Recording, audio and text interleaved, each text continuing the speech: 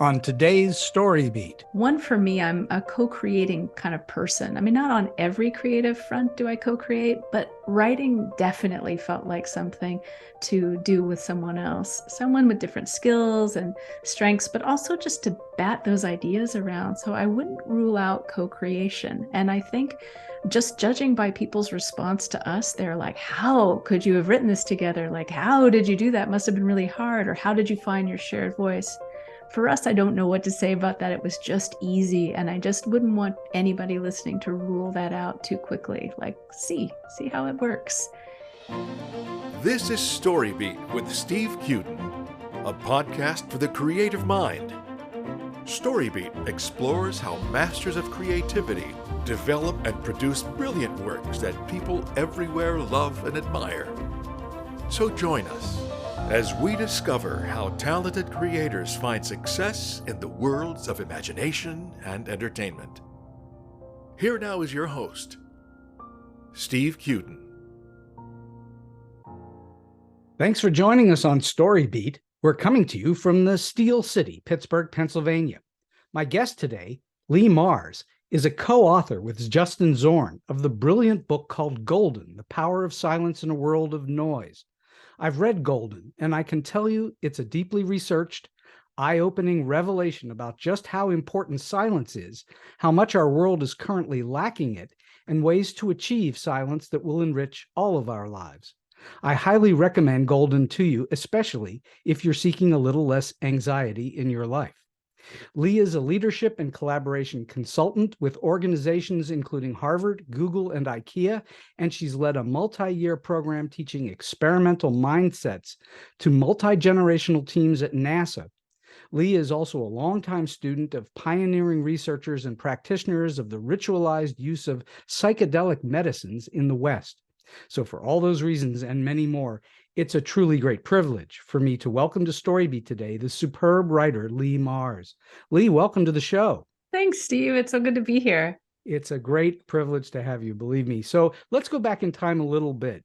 Where did you begin this notion of writing about silence and noise and the way that the world works? Yeah, when Justin Zorn, my partner, and I were introduced, we were both in a similar state of total despondency.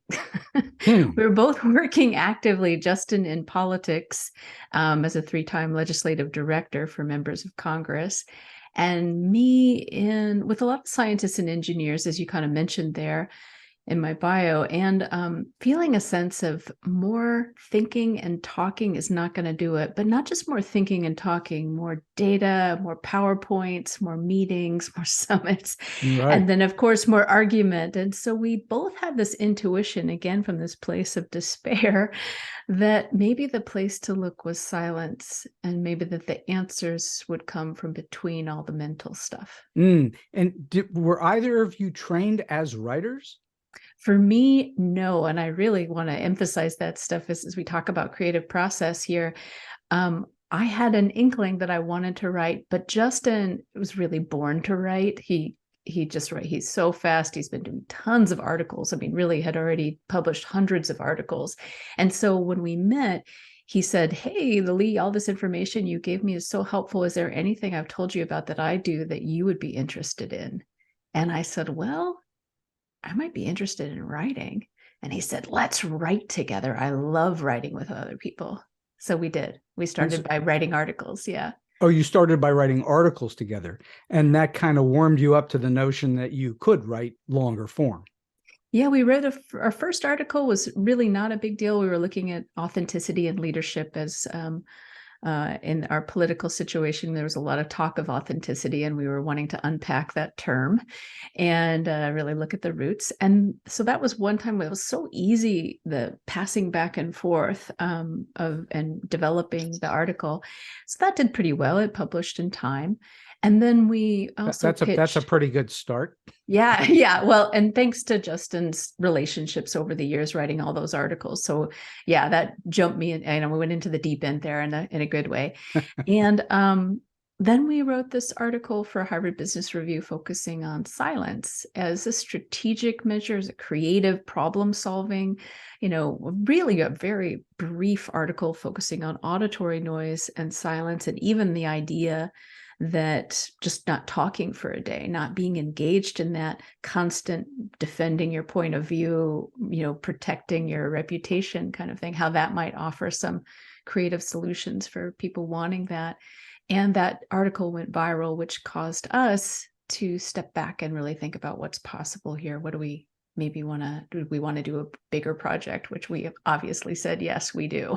Well, I believe many creative people in all forms of creativity tend to need a little bit of away time from what it is they do, including not speaking, including no noise, or maybe just gentle music or whatever it is, in order to actually fill the well back up and do what they create.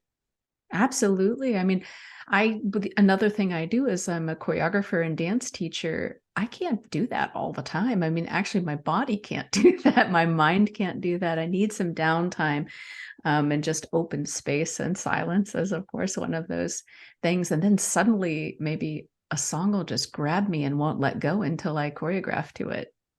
And so the book itself, when you finally arrived at the topic of silence, being through your despondency and your realization that you needed this in your own lives, were there other books or other writers or speakers that you then went to and said, what has happened on this topic? Oh, absolutely. We found that there were some beautiful and deep explorations of silence that were really from a spiritual perspective. Mm-hmm. Deep, thoughtful books that were probably not going to be mainstream books, bestsellers or anything like that. But we loved them and we learned a lot from them. So that told us one thing, like, oh, this isn't really hitting the mainstream. And so our book is really meant to be accessible and really meant to be a non-meditator's guide to getting beyond the noise, so that the answer isn't like, this is the one way to get silence is to meditate, that there's many, many routes. And so we actually we got pretty broad with our book, as you know. Very broad. Really, yeah, like looking at politics and policies and regulations that could support a culture that honors silence, and looking at family time and workplace dynamics that could help with deeper creative thinking together, as well as all the individual practices that people think about. So we went in many different directions, and we're so glad we did. As you went along developing the book, did you suddenly go, there's a whole lot more to this than we ever thought? Absolutely. A key moment was when we started with that article. We were looking mostly at auditory noise, that which happens in our ears. Right. And, the science around that, which is also very interesting. But as we asked people, we also just set out asking people about silence, all kinds of people, neuroscientists, poets, politicians, whirling dervish, a man incarcerated on death row. What's the deepest silence you've ever known? We asked them. And their answers wouldn't necessarily be this remote cabin out in the woods or something like auditorily quiet. They were talking about births and deaths and moments of awe and flow states and mystical experiences. And that really actually, it might be part of that sort of we're like, well, maybe we're asking this wrong. Maybe they don't understand our question, but really the signal was, no, there's much more to explore here than the absence of auditory noise. And we want to look at this internal silence as well as these external noises and silences that are available, and the interplay between those. So we do take that on. Yeah, many layers. How do you define silence? What is silence? What is noise versus silence? What are those two things? Well, we look at noise, or the way we break it down is in two words. It's unwanted distractions. Unwanted distractions that occur in our ears is what we look at in the decibel level, usually through our screens, through information and the mass proliferation of mental stuff that we're now making. And then internally in our heads through chatter and rumination and worry and all of those thought loops and things that go nowhere. So we wanted to take that breakout, the auditory, informational, internal noise, and then turn to silence. And with silence, it is the absence of those things for sure is a starting point, but it's also this presence onto itself.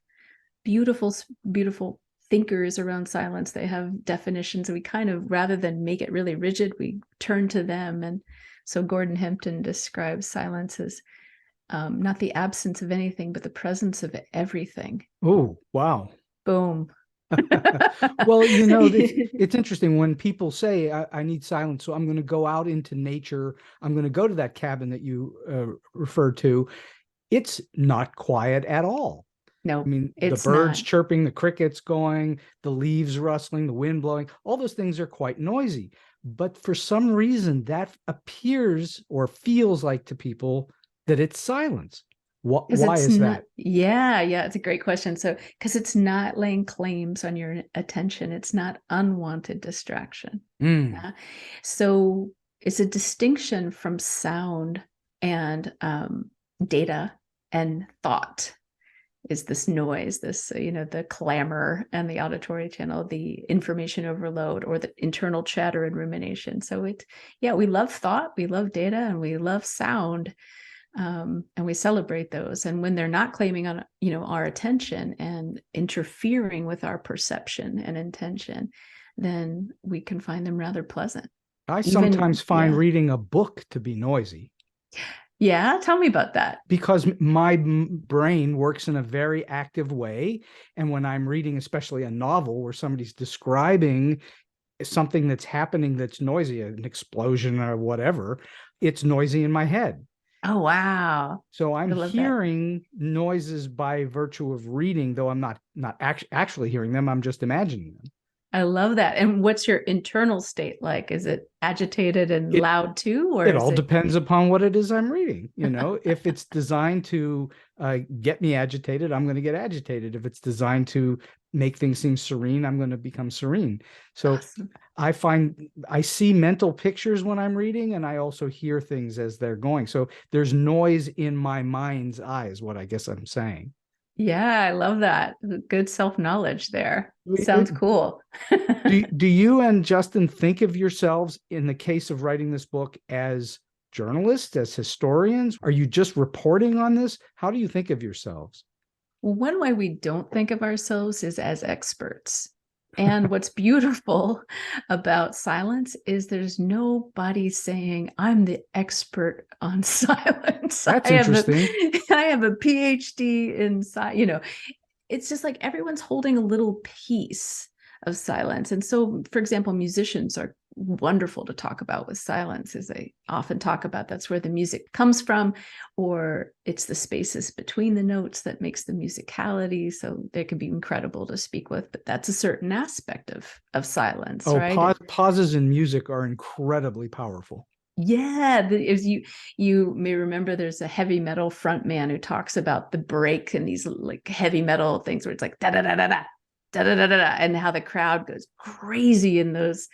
Absolutely. Moments. Yeah. Absolutely. So they're all playing with it. They know that, but that's one aspect of silence. And then there's maybe people who are exploring deep meditative, quiet silence. And maybe there's people like me or on a dance floor, but experiencing flow states where the internal soundscape feels pretty quiet. If a thought gallops in my head, I'm sure to mess up. That's how that goes. Flow states, as a writer, I've been a writer for a really, really long time.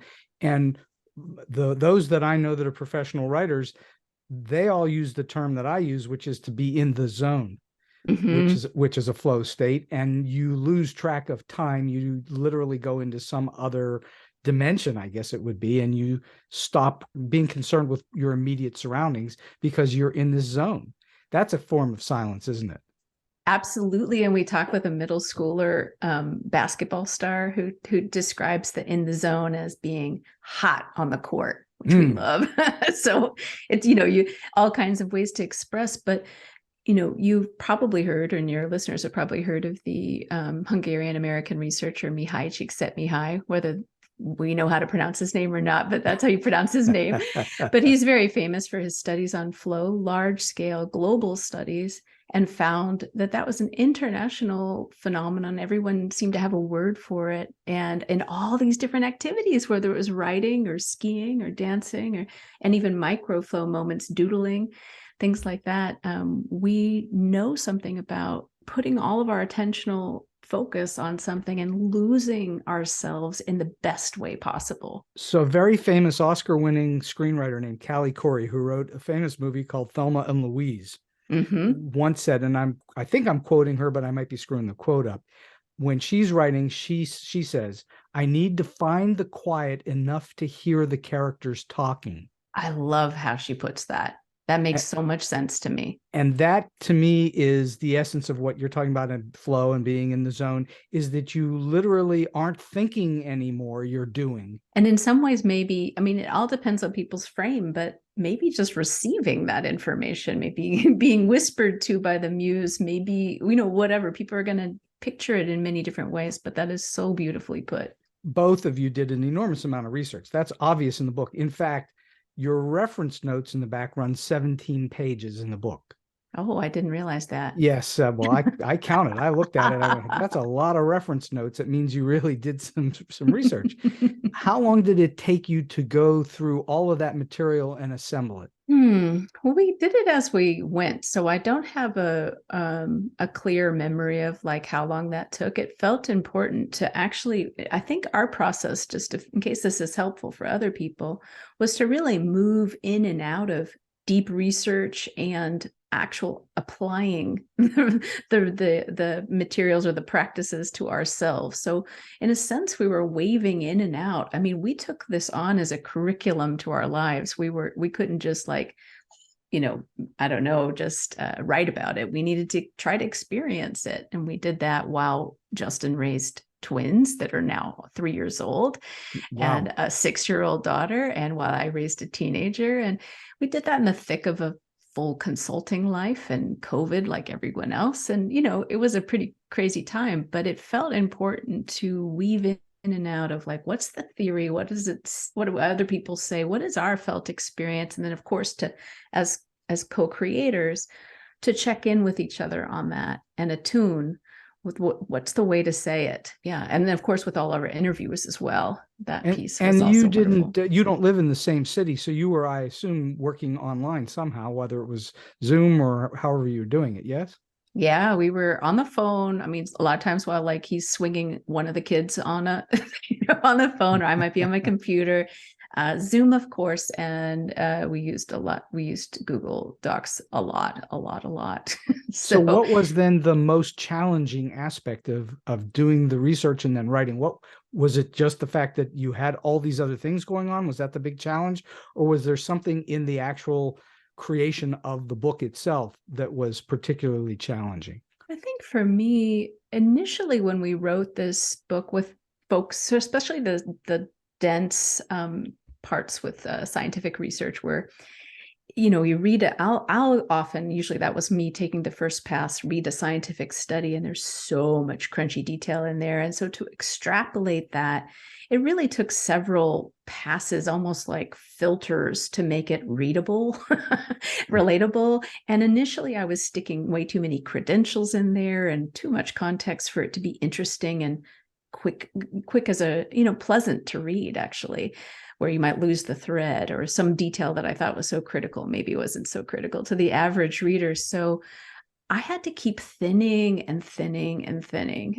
but not lose the scientific accuracy, because I really care about that. So you have a book that has an academic bent to it, but it doesn't feel academic in the reading. It is easy to read. Oh, thank you. That's high praise. And that, if I'd been left to my own devices, it might have stayed too crunchy and academic. And and there was something we were working on together to make it really flow and readable. How many different people did you wind up talking to overall? Do you know approximately? I haven't counted, but I think if I look at my interview, there must be 60 or so interviews in there. And of course, like 5 years of talking and thinking and hashing things through, a lot of allies helping us think, or just handing things to us, or, hey, did you see this article? And really, it's like beyond a village. It's like an entire state or region And to write a book. and it does. It takes sometimes a book like this requires a lot of people. How many different people turned you down? Did anybody turn you down? The only people who turned us down were 3 authors who were at the very tail end with their manuscript, needing to put complete focus on their book. And I really got it. And it was also excellent modeling for us for when we got to that kind of critical stage with deadlines and publishers and things. So we shut down everything too to focus and finish things modeled by them. But actually, everybody was really excited and open to speaking about silence. It's such a funny thing. And these were blissful conversations, really, really fun. And one more thing I'll say about, you mentioned all the people. In our acknowledgments, there are, and there's, I don't know, it's like probably 5 pages or 6 pages or something. We really felt the need to walk through every single person who had touched and, influenced and introduced and maybe read, or all the things. And it's like hundreds of people helped with this book. No, Was there anyone you were trying to get to that you couldn't get to? Yeah, those writers, it would have been nice. I think ultimately, there's like a tiny regret that I didn't get to connect with Dacher Keltner, who was working on Awe at the same time, because somewhere towards the end of me thinking about mystical experiences and flow states and awe, I realized he's writing a book about this as well as all kinds of research. And I had gone through a lot of the research, but I would have loved that, he's right in the midst of it moment with him. But his book just came out a couple of weeks ago. So I get it. Sure. I'll find him later. If you ever want to see the depiction of awe repeatedly, watch pretty much any Steven Spielberg movie, because he creates in characters awe in almost every single movie. Oh, I love that. Yeah. Just as an easy example, if you've ever seen Jurassic Park, when they first see the dinosaurs, that's an example of Spielberg creating awe. And he does that in pretty much every single movie he's ever made. And so he knows how to make that happen. And I think that's absolutely touches people right in the guts, right where they want to feel something in the presence of a movie. Were you forced to obtain any kind of copyrights for the book? Yeah, we kept a poem in by Pablo Neruda. It was rather complicated to get. I was writing, oh gosh, it's just so funny. I haven't thought about this in a long time, but I had to follow up, write again, negotiate for a certain number of lines from one of his poems. So initially, I might have thought there would be a lot of poetry in there, because poetry is one of those places I find silence, and I love poetry. In the end, I think we have one poem and we negotiated. That was a big headache, to be honest. It is intellectual property, and if it's not in the public domain. And so I ask as a process question, because that's part of what you had to go through. And it was a little bit challenging for you, was it not? It took months and months, and it got a little bit dicey. Are we going to get this figured out by the very end? So it's almost like I would have started that even sooner if I had known. So you've got all this material that you've gathered. You'd interviewed a bunch of people, and you're probably assembling bits and pieces going along as you're going.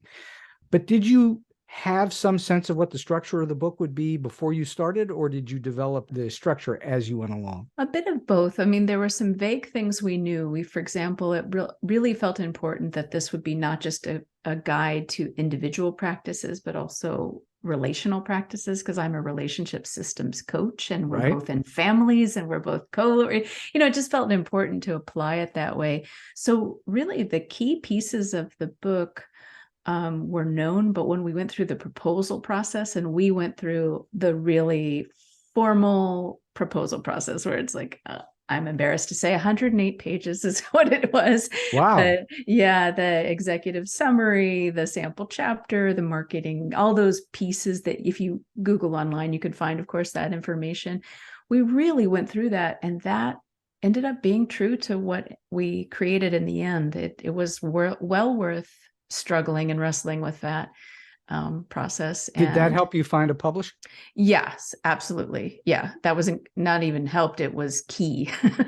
Yeah, we were both unknown, we'd never written a book and unknown otherwise. And I think it was the strength of our proposal and our amazing agent who just had all these relationships that made that possible. All right, so let's talk about silence for a little bit. Sure. Silence is more than just the absence of noise, right? Right. Absolutely. So we've already talked about it a little bit. What can we do in our lives to find silence, which in my mind is equated with peace? Mm-hmm. Yeah, a lot of people make that connection, and I totally get it too. I love that. Or I love that type of silence, I'll say. So one thing to note, in the book, we talk with a professor of biobehavioral health and medicine, Joshua Smythe, and we were asking him about this internal state of quiet. I mentioned just like, what is it like on the inside? Or what if there were a mute button for the mind? What's that experience? We talk with all kinds of neuroscientists about this, but his answer was, quiet is what people think quiet is. Quiet is, in other words, quiet is what we experience it to be, and it might be surprising. And he told us of a man in his stress reduction studies that was a chainsaw carver. Like he took a chainsaw and like with a big hunk of wood. And that's noisy. And that, yeah, absolutely. Everyone agreed, especially his neighbor, his wife, who knows, like everyone thought it was noisy. But for him, it was absolutely quiet. It was the place where his focus kind of came in that flow state, right? With high stakes, I suppose. So we like this idea of opening it up and really turning it back to the reader or the listener in this case, that we take note of what actually brings us quiet. Not that long ago, I mean, meditation used to be a regular part of both of Justin and I, our lives, and even him teaching it to members of US Congress. So this is not to knock meditation, but I started to notice that it really wasn't serving me in that same way. It actually wasn't bringing me quiet.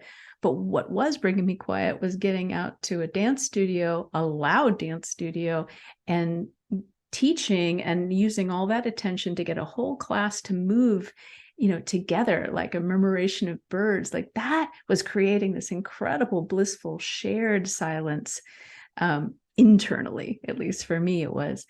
And so we want to invite the readers into, and your listeners into, really exploring what is it that brings you that quiet, that joy, that peace, that sense of aliveness, that recentering. So maybe like in you can hear, you can receive the message, the creative downloads, those things. So what is it that does that? And it might be surprising.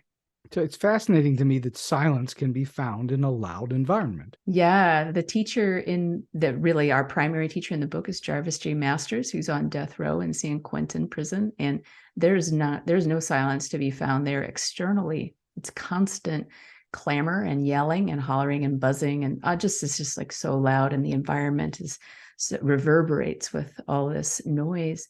But he finds quiet in himself by quieting his responses to the noise, that he not get so agitated or say like, why is that guy always like, blah, blah, blah? Just he quiets the noise by quieting his response to the noise. So it's brilliant. I've had this thought in my head. Somebody told it to me many years ago, that we are responsible for our own reactions to everything. And so when someone says, you made me angry or you upset me, actually they did whatever they did and you became upset or became angry, or you're in control of that. And some people take those actions and don't let it bother them. And some people let it bother them a lot. So it really is the individual. And it's the same thing what you're talking about, where he's in a prison and he's dealing with all this noise and commotion, but internally, he's not paying attention to it. He's focused on something else. Absolutely. And including staying sane in that insane environment. So no doubt. No so doubt. we're looking for the locus of control. What is our sphere of control? Where we might have a little bit of influence, like, in relationships, it's, we can't control other people either, but we could maybe, create some new agreements and maybe talk about, like, can we leave our phones to the side while we have dinner this time? Can we not play podcasts in common space? All these kinds of, right? Except this podcast. Except for this podcast, only StoryBeat. That's it. There's you get to tag all kinds of like conditions and loopholes and things. Yeah. There's a terrific Thomas Carlyle quote in the book in which he says, "Speech is of time, silence is of eternity." What does that mean to you? It's just a fantastic quote. We love that interpretation, and in part because it's not saying, even with the original aphorism of silver and gold, it's not saying necessarily better than, or we don't read it that way, but of different value. And our society these days, it just seems like we've swung so widely to noise that we've left behind this beautiful space of it, where it does feel like we've left behind the eternity. I mean, in spaces of silence, we can be in conflict, but there can actually be another way felt. We can be at a loss for words to say, and in silence, find those perfect words. It's like we're missing so much that's available to us by continuing to kind of keep in that dialogue and reactivity and in that space of time. And every time I hear that speeches of time, silences of eternity, something lifts in me. And I feel like it's a recognition, like we know, us humans, this is not a life hack. This is not newfangled and there's no gadgetry required. We know something about silence. We know about the importance of quiet in our lives. We've just sort of forgotten. The amount of noise that we have in our world and society is a relatively recent phenomenon. There's always, as we talked about earlier, even in nature, there's always noise of some kind, some sound auditorily. But it's only really within the last probably 60 to 100 years that we've had this bombardment of constant and steady external noise that is not natural. Right. So you have to find your way through that. Isn't that right? Yeah. Well, we do joke that we have been complaining about noise as long as there's been humans, and the Epic of Gilgamesh, the gods send a flood to wipe us out because we're too noisy. So there's been a certain amount of like always complaining about noise, but it's not new. It's not totally new. And yet here's what feels new, and I think worth mentioning, is that informationally, the amount of information grabbing for our attention is so much greater now. Americans, anyway, in the United States, we take in about 5 times more information than we did a generation ago. There's Eric Schmidt, the past CEO of Google, estimates that from the dawn of civilization to 2003, we create that much information every 2 days. Wow. So we're drowning in information, which is why we couldn't possibly leave it out of the book. And yet our attentional capacities, what we can put our attention on, has not increased. And, like evolutionarily, it won't. Yeah, not at this speed. No, not at this speed, and really not at all. So say cognitive scientists. So this is why, if you're listening to this and feeling that sense of complete, like, how could I possibly put my attention on all these things? Well, you can't. You can't. There's no question. In fact, the brain just shuts down. It won't let you. Mm-hmm. It starts to intentionally filter things out. And that's where people, quote unquote, shut down. And you just can't. It's too much. There's too many TV stations to look at. There are too many cable channels to look at. There's too many books. There's too many everything. There's too many people. There's too much stuff going on all over the place, including video games and everything going on the internet. And that may get ramped up. There's a whole lot of information happening right now about artificial intelligence and sort of taking over all of these jobs, writing and thinking, and that it's all going to be AI. Well, that's either going to give us time to find silence, or it's going to make things even crazier. Well, judging by how the Industrial Revolution and other things were supposed to give us more time for quiet and more time for not working, I don't know. I think I know how this plays out. So how much of this is what you would call, and what you call in the book, mindfulness? Yeah, I think there's a lot to be said about mindfulness. I mean, mindfulness is when we're bringing that focused attention, but we can also bring soft, open attention. So we really appreciate, again, had deep practices, but you don't have to be following some particulars or having, cushions and bells or anything like that to be mindful. To give one thing, in the very end of the book, we talk about just giving 10% more attention to something you do all the time. Like, let's say it's make your coffee in the morning, just to slow that down for 10% and bring that much more exquisite attention to it. to bring it more of a ritual feeling to it than just the sort of another to do. And that's really bringing mindfulness to Do the you everyday. think in this crazy world that we're in right now of all this activity, do you think it's possible to maintain that for any length of time? How do you do that? Is just practice? Yeah, I think we've been sort of bamboozled to think faster is getting more done. I mean, when I'm working with scientists who are trying to cut through these toxic chemicals and get them out of our products, the motto we use is slow down. There isn't much time. So it's just not true that faster, more gets more done. It's just not true. It's sort of reminiscent of the Abraham Lincoln quote. And again, I'm going to screw up the quote, but he wrote a long letter to someone and then apologized for the length of the letter. He didn't have enough time to make it shorter. Yes, I think Mark Twain might have done that too. Yeah, sorry, I would have written a shorter note had I had the time. Absolutely, yeah. That's all about editing. That's what that process. It's making it correct. There's a fantastic quote as well in the book from Herb Simon, where you say, a wealth of information creates a poverty of attention. That's what we're talking about here. Yeah, and that's that place of desperation I was telling you about, really where we came to this, because we were trying to hustle and keep up. Everything we were working on felt completely critical, needing of all of our energies and, to work fast and all this urgency. And then we just hit our limit. So then how is noise and silence, I guess, related to our individual and collective success as both humans and as a society? As you created the book, did you need to find quiet and silence in order to actually complete what you were trying to do? You bet. And actually, I think the one thing that's really needed to be brought in here is, in order to discern the true signal inside that noise, what is it that really needs my attention and what is just noise? Mm-hmm. So to get quiet enough to discern, to find that place of discernment, is what we'd have to do. So there were so many things we could say. There were so many, but what's the most important message here? What is the true? What is that going to really, attuning to what really needs to be said? And we did that throughout this whole process. I say, it just felt, not to brag, it just felt absolutely a requirement. We had to do our work. We had, in order to succeed. In order to, yeah. And we're happy with this book. We love this book. And I think it's because we put that full attention, and there were things that conceptually seemed like, oh, maybe this should go into the book, but it just didn't bear out. It just didn't really feel true. It felt like the concept, but not the real felt sense. So we kept coming back to the felt experience and what we were truly sensing in that place of silence. Well, storytelling, which is partly what you're doing here, you're telling stories in your book as well.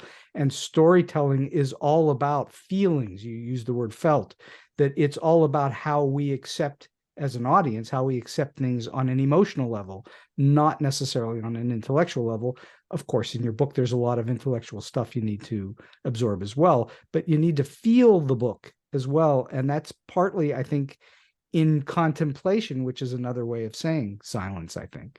Mm-hmm. Yeah, absolutely. At least I do. I have to run it through, like, your body. The somatic knowing is critical, I think. What do you mean by somatic knowing? So that's a type of, I'd say, intelligence that comes from through the body. So, well, there's a feeling I'll get when I feel like almost like a vibration, when it's like we're heading in the right direction, or a clenching if it's not, and all kinds of other little signals. But the body has a lot to tell us and teach us, especially as we're hearing and feeling and sensing through all these, sensory channels. So somatic sensing is the body sensing something. That's right. You've also used the term signal or signals a couple of times now.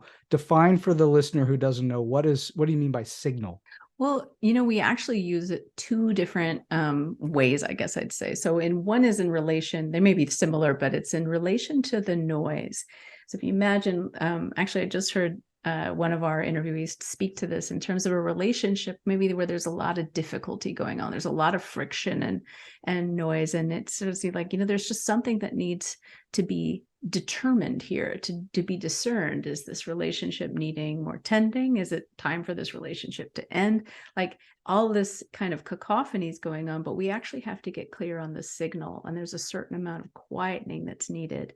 Like what is true? What is really being asked of this relationship in this example? But I also want to, make us aware of the signals that are really within our own bodies and even in our relationships. So if I'm saturated in noise, there are signals that I now know are my noise saturation signals. I will be clenching my jaw at night. I will feel a tight diaphragm where I cannot fill my lungs with air with ease. I will be irritable with the people I love most, or at least say I love most, because it doesn't seem like it right now. So those are all signals I'm saturated with noise.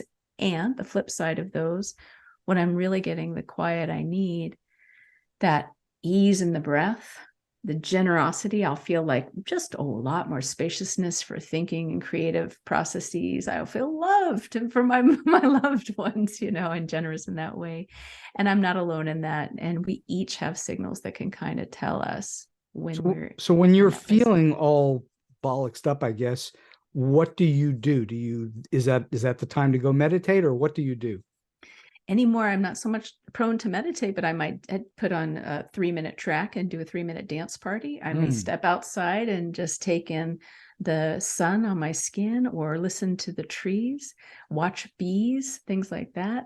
Maybe just get up from the desk if I'm really just been just sitting too long, and move around a little bit, get a nice big glass of water. So we look at micro moments for finding quiet throughout the day that maybe are filling the place of that cigarette smoke break that we used to take. Some of us. If you were a cigarette smoker. Which I was, and I loved it for the quiet that I got. Because that was the break from all of the hubbub, was taking the cigarette break. Mm-hmm. I love the section in the book where you talk about Pythagoras and him demanding of his students that they take 5 years of silence, that they don't speak for 5 years. And how scary is that? And you ask that question, does that seem scary? Yeah, that I can see where that would be really scary to most people who aren't looking to be hermits or a monk, that 5 years of not speaking would just be frightening as all get out. Why do you think that is? Oh man, well, I think pretty much anybody would agree that is scary. What we love about that example is that he's such a scientific and spiritual genius. That was a time when science and spirituality were, together, and he is did so many things that have basically shaped our, philosophical, mathematic, traditions here for hundreds and hundreds and hundreds of years. And that was his demand. We love this question of how would the architecture of your mind change over that as a thought experiment? Because it would have to change. Yeah, totally. And that's what he was apparently demanding and doing himself, not 5 years, but in big chunks. He would take off and do his own thing for months and months on end, and then come back out and teach again. So we are told. So if you're going to go off for 5 years and not speak, then there's another term that you use in the book that I think then comes into play, which is deep listening. What is deep listening, and how can we achieve it? Yeah, I think, we don't talk enough about that listening and the connection there. One thing I think about it differently, deep listening, is that I really think about listening with my entire being, including that somatic part of me we were talking about before, and all the senses, all the ways, all the intelligence that's being conveyed, that's not always just verbal, right? So it's listening and sensing and feeling this incredible, vibrant world around us. And I have to say, I feel most happy and most creative when I'm in that kind of deep listening place. So that seems almost in a weird way contradictory, because the deeper that you're listening, the more information you're kind of taking in at that moment. And yet that's what's taking and calming you down or making you feel better about yourself or the world. Well, I think there's a quality to that information that's coming in. Actually, there's 11 million bits of informational inputs coming at us every second anyway. Is that all? Is that all?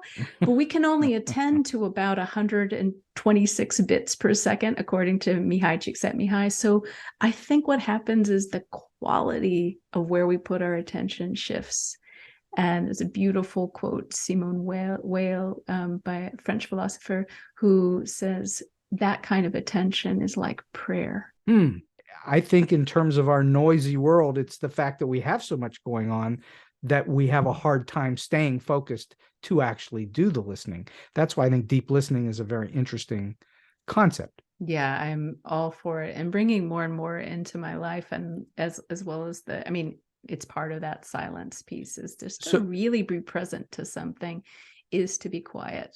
Do you and Justin have plans to write other books? We do not. We it's not that actually we're opposed. I think we would wait for that signal for that to be the right thing. But right now, this is definitely needing still a lot of our attention and shepherding. We're still really following the energy of it.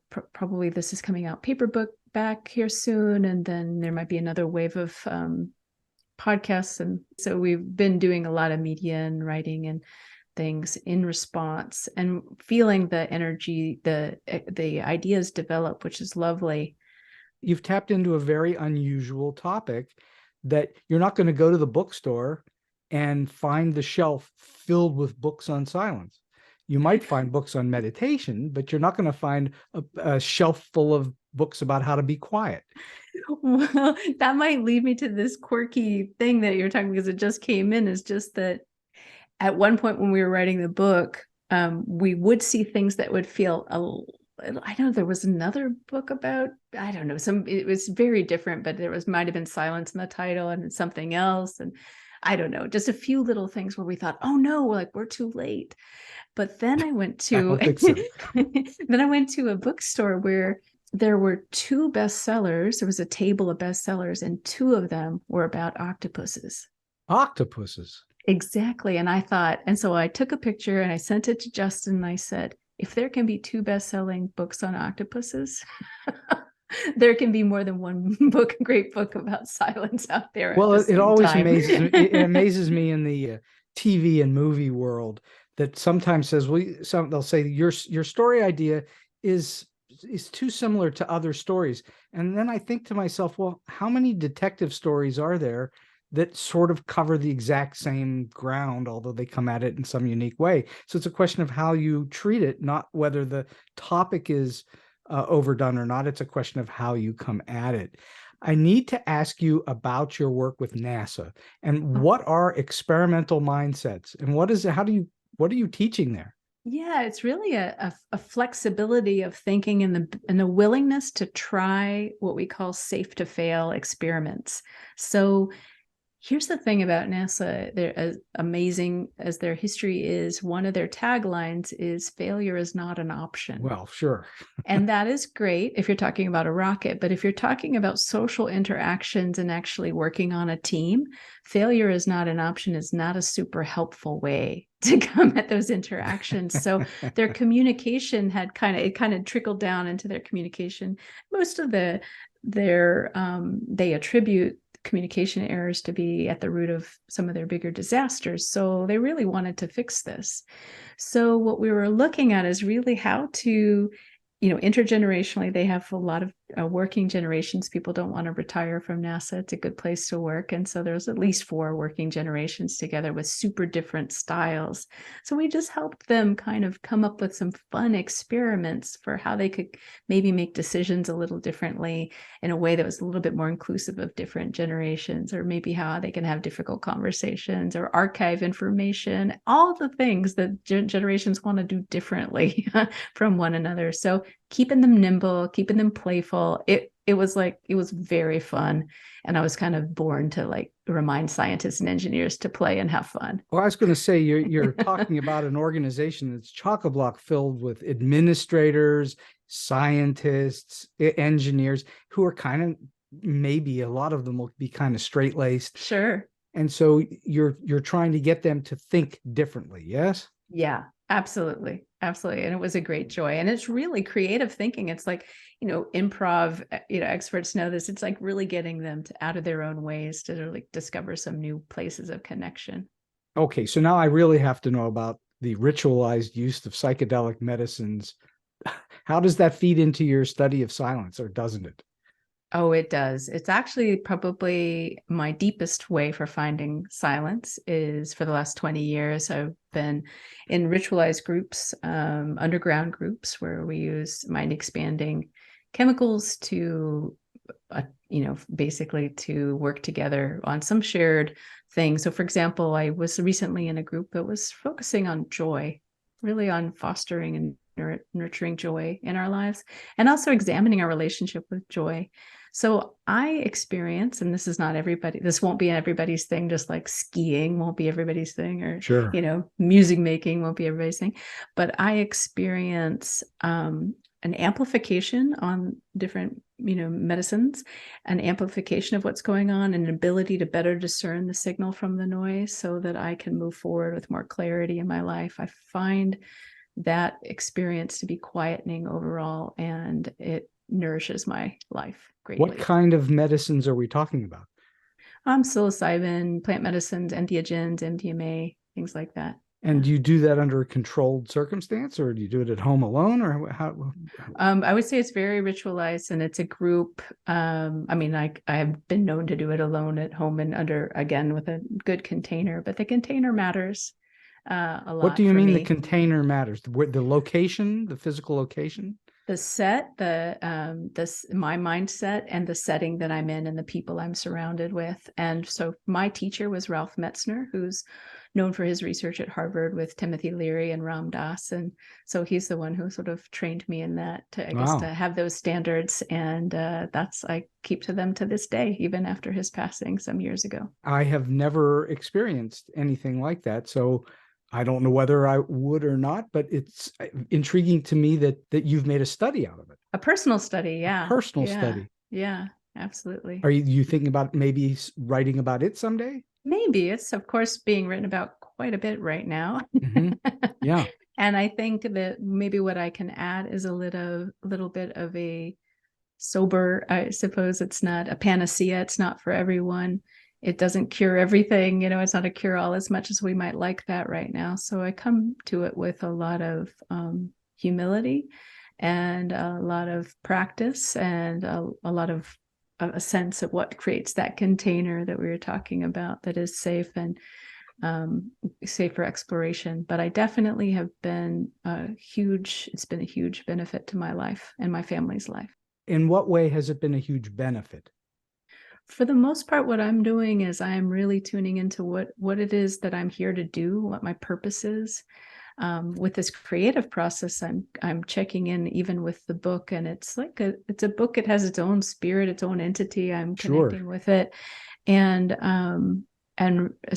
sometimes it feels like I'm receiving marching orders, and other times I'm just sort of tending the relationships around me and listening deeply, as you mentioned.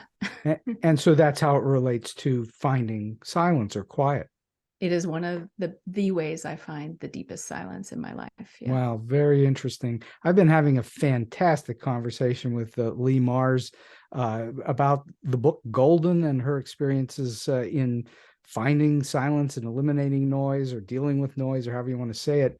And we're going to wind this thing down a little bit now. And I'm just wondering, in all of your experiences, I don't know, maybe the story you've already told us, is that the quirky story that you had in mind? Maybe I was thinking of that octopus story. I could also tell the story of Justin and I meeting. Oh, please do. Yeah. So a dear friend to both of us introduced us, and she didn't really say much. She just said, "You two could be brother and sister." And you never really know what that means. Like, does it mean well, we behave the same way? We look the same? I'm not sure. So we, was like, okay, well, thanks, Sarah. We'll go meet. We had that great conversation I told you about, where then he asked me what I might be interested in that he's been working on, and started writing. But over this time, we actually 100% became brother and sister. Justin is my brother. I have completely adopted him as such, and me. I'm his older sister. We're 15 years apart. and I even asked my brother for permission to adopt Justin too. It's all official. It's all, everybody's in the know.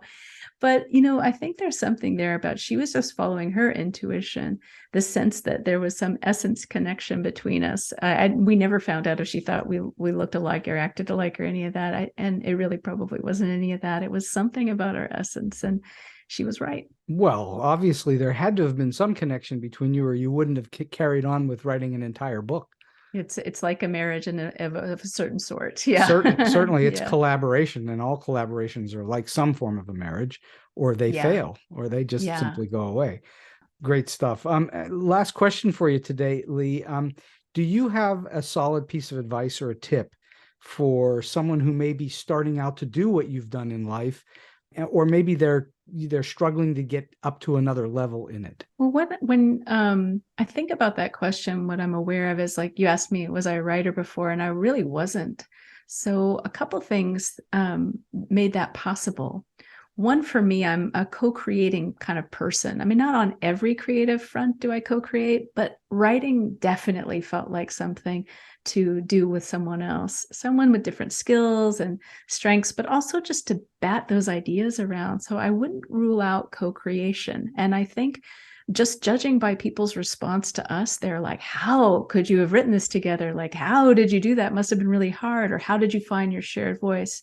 For us, I don't know what to say about that. It was just easy. And I just wouldn't want anybody listening to rule that out too quickly. Like, see how it works. The other thing is, because I wasn't a writer, I actually needed to create a little bit of an ecosystem around me to make it easier for me to be a writer.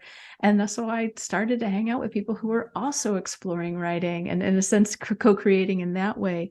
So we could bat around some of those really early stage kind of issues, the imposter syndrome and all the, the doubting and the, oh God, but do that with the group and have fun with it and support one another. So that's my other bit of advice. That's really fantastic advice. I've never heard anybody in all the years of doing this show say it quite that way, which is to go find yourself a group to learn from in what you're trying to do. Yeah, don't be shy. I definitely don't. I mean, unless that's your thing, to isolate, but I'm obviously a social creature. And so that's what works for me. Leigh Marz, this has been a fantastic hour on StoryBeat today, and I can't thank you enough for spending a little time with all of us and talking about your book, Golden, which I highly recommend people go out and get. Thank you so much, Steve. It's been a joy. I hope it sparks some creativity out there. And so we've come to the end of today's StoryBeat. If you like this episode, won't you please take a moment to give us a comment, rating, or review on whatever app or platform you're listening to. Your support helps us bring more great StoryBeat episodes to you. StoryBeat is available on all major podcast apps and platforms, including Apple Podcasts, YouTube, Spotify, iHeartRadio, Stitcher, TuneIn, and many others. Until next time, I'm Steve Cuden, and may all your stories be unforgettable.